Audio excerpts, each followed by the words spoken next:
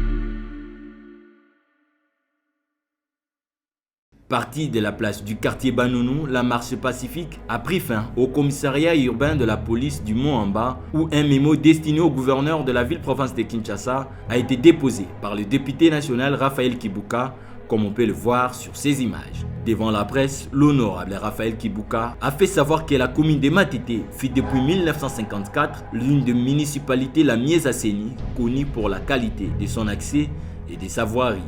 Mémorandum à l'attention du gouverneur de la ville de Kinshasa.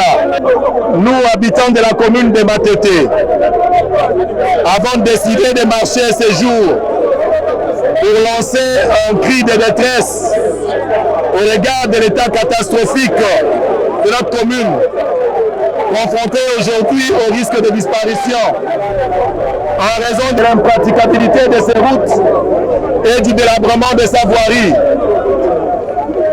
Rappelons que la commune de Matete est restée longtemps après 1954 l'une des municipalités les mieux assainies de la période coloniale et post-coloniale, connue pour la qualité de ses voies d'accès et de sa voirie. À cette occasion, les manifestants ont salué l'initiative de cet élu du peuple et ont exigé aux autorités compétentes d'avoir un œil regardant sur tous les maux qui rongent cette municipalité. Parce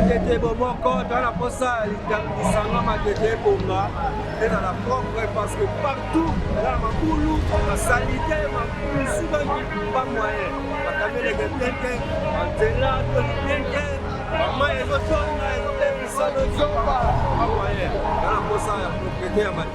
likanisi ya honorable Raphaël Kibuka oyo aza molobeli na biso ya Moamba nde asalaki initiative oyo mpona kotambola mpona kobongisa commune na biso ya Matete oyo ekufi vraiment toza su na banzela te bakera se boucher partout donc toyebi biso te comment est-ce que tokovivre na commune na biso ya Matete yango moni ntina na biso totambola yango Matete bebi Matete salite yango toka commune toyaka na buku mesi te tosala gentili nini ayina Matete na nini dans totambola totoka te totoka po Matete bonga mokili mama Matete biba kinda ebebi batende ebebi mbuku ebebi tambula tata libulu kuna tata libulu mnene kuna Kibuka nde champion Kibuka nde bakambo eza mpona Matete ko bisalite papa tosala marche o Matete salite maiti ba awa na batolo situ biso bato baboma quartier baboma moyen te maiti awa tozokoka te tina bekoli papa donc akute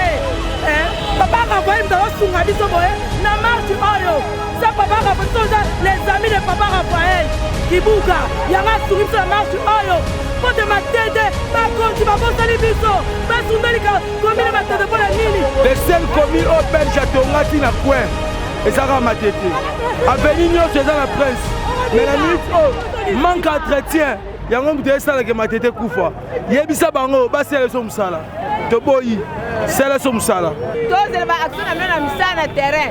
Infrastructure, ministère infrastructure intérieur. Ba bele ko bobuka. On dirait que les gars na ko ko bongisa. Ba poni bino ko sala musa boli ambongo te. Ke ba fati beto na kana mbalo. Kibuka teleme ko la fati beto. Mise en action makamno so ko la kelaki. Ba 5 centimes nous ba 100 jours et bonga. Bole ki mo pamba te misala. Na mo te malo ko ambisi na mai ezalaka. Et quand la poule na matete. Et c'est didi bana msiko ni bana mke. Ba te ba kufa bobongisa mbalo yo. Nzele katani do ndenge zana soki mbula ya grave betaka utoka basango wana pont ya nini ya Shekina oya changu ndenge katanaki soki mbula ndenge wana beti lisusu en tout cas biso na lemba tokabwani. Cette commune n'était pas comme cela. Ngai na botama na matete. J'ai maintenant 61 ans. Na yebi ndenge ni matete zalaki. Mais comme il mosoto, on risque d'être enclavé. Entrer à Kiyimbi, passage déjà difficile. Entrer à partir de sous-région, difficile. Mais où allons-nous? Nous voulons un changement. Net il y a un changement dans la tête en boca. Qu'il y ait un changement aussi partout. Comme salité, pena salité. Bito tote kana ngwanzu. Kada atambula litanga to dinda kamate to ndomo edinda lango. Et comme nango fleuve.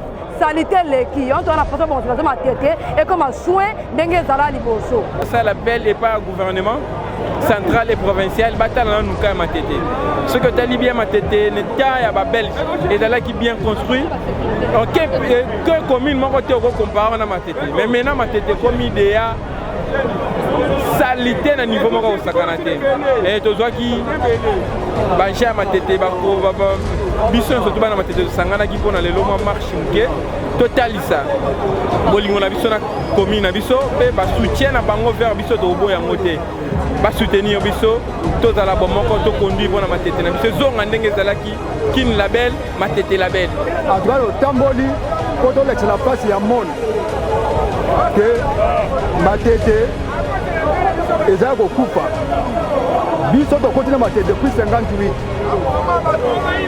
tokoti matete depuis 58 oyebi matete ndenge ezalaki omoni bisika terrasse ezali na peme ya terrasse ezali bapelouse donc matete ezali commune oyo ezali la plus urbanisée na Kinshasa mobima apart Gombe eza nde matete mais lelo eza na déception makasi matete komi salité badirigeant oyo bakei na commune matete baza baincompétent ezali mpasi mpe maka komona matete ndenge komi mpenza bosoto matete biso toyebaki matete boye te mais lelo tokosenga te matete oyo ndenge ezalaki ezonga ndenge ezalaki ya kala bosoto ezala su te tokobanga bolete bachauffeur ya chere po salite eleki mingi tosengi vraiment tokomoni tozali awa. C'est parce que tous les revendiqués, trois ezali ya biso bana matete. Babongisela biso matete, babongisela biso banzela parce que matete pour le moment totali nzela ezali soute. Ezala uti rigini okota matete, nzela ezate. Outa ville, okota matete, nzela ezate. Donc tokomi enclavé. Babimbiso balongola biso na enclavage oyo, babongisela biso nzela. La minute on a bana haut niveau. Le gouvernement peut se bimi. Président Chilombo. Béton, père, t'as la biso matete pour charger. Non, mon abako kangote. Nio se baby. C'est celle qui parle. Nio se baby. Nio se baby. Ah, qui dit batte, qui dit ba. Na ititi. Qui dit batte, ça c'est Matete. C'est la première commune urbanisée dans la ville à Kinshasa. Ah oui. Matete na tunnel béton. Prince béton. Oh, Macarnivo béton. Quartier béton. Ah, président béton. Selon la biso. Pembe président. Ce qui bon moni biso to bumi boye. To lobeli na nzala te. To lobeli na nu maladi oyo bocheli biso na matete. Botala na nu matete nenge komi. Mbula soke beti bana bakomi ko chola na baterrasse. Batu bakomi ko kufa na bambula. Na matete to zalaka boete. École comment ko vanisa batu bana banda 7h 18h soki mbule beti. Papa to sengi na papa Bougoumes. babongisela biso nde matete toyini ete toboyi ete oyo tosali mpe eza mpo teke toyini ye ete aza mokonzi na biso tozopesa ye respect makasi mais abongisela biso matete tala bakartier ndenge ekomi kotambola na matete ekomi mpasi toyebelaka matete boye te biso tobotama na matete tokola na matete tovanda na matete surtout ndenge matete ekomi sikoyo ekomopesa biso mpasi tala ndenge bolingi bokabola biso na bato ya lemba matete na lemba komini mibale oyo ekarmi me bokaboli biso libulu wana kaka mpo bozipa ngo kozwa bino combien de temps bosunga biso toza mpe bato lokola bino bosunga biso bobongisela biso bakartier ezonga ndenge ezalaki bobota moto kolela nzala nanu toleli te misala nanu toleli te koteka na biso nanu toleli te bota moto kokoma na bapoyo na botya biso wapi po ya oyo gouvernement ezokoka kosala bozosala te bota moto odeklare ya kolia naza si tokufa tokunda bana na biso na nzala tokobomana tolia na papa tosengi na papa bourgmestre na papa gouverneur botalela biso matete ya biso yango wana tozalaki nango mposa toyebisa bino lelo yango wana toza na posa kaka botalela biso matete tolingi babongisela terase babongisela biso banzela babongisela biso wenza matete oyo ekotisaka mbongo biso wana toza awa tofutaka ba 1500 chaque jour na aka na couloir mwanzu 1500 chaque jour ya ticket toza combien tolingi koloba te mais tozaka na posa kaka ke babongisela biso nzela na biso matete ezonga ndenge ezalaki toza na baprince na biso ya beton baterase na biso ya beton bandako ya etage ya beton okoti final beton président paye parti Comptant sur l'accord de l'autorité urbaine, les Matétons ont réformé les revendications ci-après. Premièrement, procéder au curage des égouts et des collecteurs bouchés depuis belle lurette pour permettre le passage sans dégâts des eaux de pluie. Deuxièmement, remettre en état toutes les routes de nos rues pour désenclaver tous les quartiers de notre commune, dont l'accès à ces jours est limité à la seule entrée de Banounou, elle-même restreinte par la construction d'une station-service. Troisièmement, réhabiliter les ponts Kiimbi en état de délabrement très avancé et celui qui sépare le pont riche d'Engilima, lui aussi partiellement hors d'usage.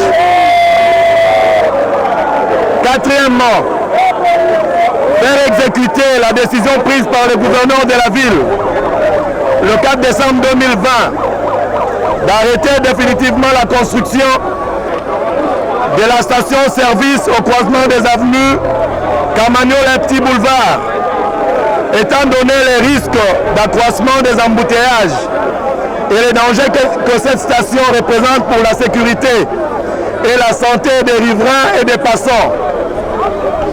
Cinquièmement, rétablir au plus tôt l'eau courante dans les quartiers pour alléger la souffrance des habitants. Sixième point, remettre en état de marche l'éclairage public pour résorber l'ampleur du banditisme, appelé autrement Koulouna, auquel notre commune est livrée du fait justement de ces enfants qui sont aujourd'hui qualifiés dans la loi. Septièmement, réhabiliter l'hôpital général de référence de Matete. C'est un centre de santé aujourd'hui abandonné à son propre titre sort. Demandons au gouverneur d'inscrire ces revendications en bonne place dans l'agenda de ses priorités, vu que les habitants ne peuvent plus attendre plus longtemps. Fait à Kinshasa, les habitants de Matete. Pour sa part, le bourgmestre de la commune de Matete, Anto Longangue, a expliqué d'entrée de jeu et que la population de Matete soit persuadée et convaincue que leurs cris d'alarme sont déjà arrivés à acquis des droits. Le gouverneur sait prévoir, dit-on, aux autorités urbaines de résoudre les différents desiderata de la population de cette municipalité.